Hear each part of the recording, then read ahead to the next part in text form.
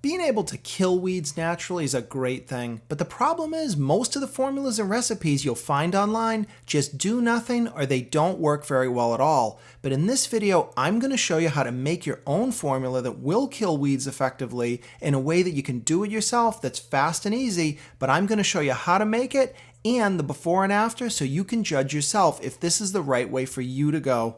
This is exactly why most of those recipes out there on the internet just don't work for killing weeds. This is standard household vinegar that we've probably all got around, and the reason this doesn't work for weeds is because it only has what they call 5% acidity. And if you want to think of the acidity as kind of like the power in the vinegar, that's what we need to kill weeds, and this 5% formula is not going to do it. Tons of people try this, it's got lousy results, and you don't want to waste your time. What you want to get is vinegar like this that has 30% acidity. Now this is still very safe to use, but this extra power is the key reason that the formula you're going to see here works perfectly for killing weeds.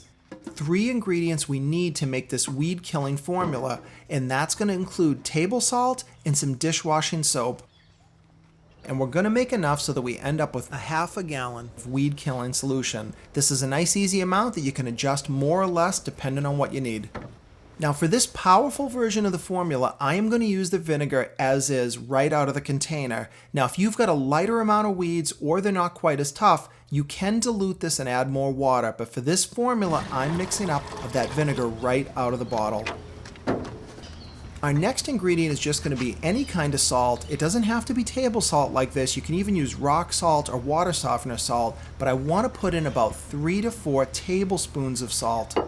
The final thing we need to add is just some regular dish soap, and I'm going to put in about 1 tablespoon. You can put in a little bit more if you like, but this is going to allow the weed killing formula to stick to those leaves better, and you'll get better results using it.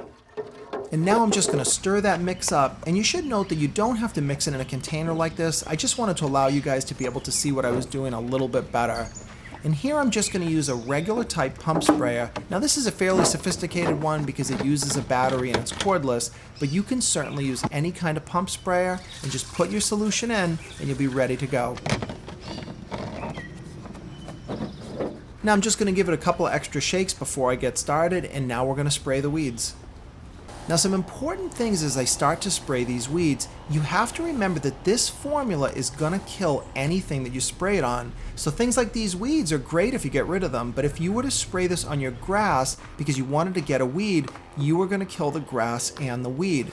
So this has somewhat limited uses depending on your situation.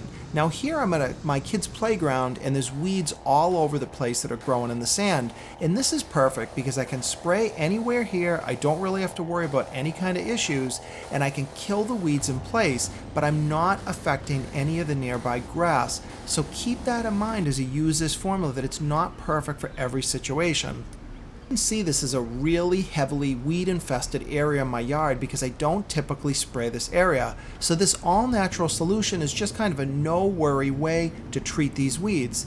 Now as we come back just 30 minutes later, look at the same weeds already. They're already getting pale. They're starting to get a little bit yellowed even. That's really incredible for this short amount of time, but this still isn't quite enough to get rid of them. Now as I come back, we're at the 1 hour mark, and you can see even though the sun's changed a little bit, the weeds are actually worse. They're starting to get more of a brown twinge to them, and they're definitely not looking good. So I was really blown away the first time I mixed this up because these weeds are really starting to get hurt by this in a short amount of time.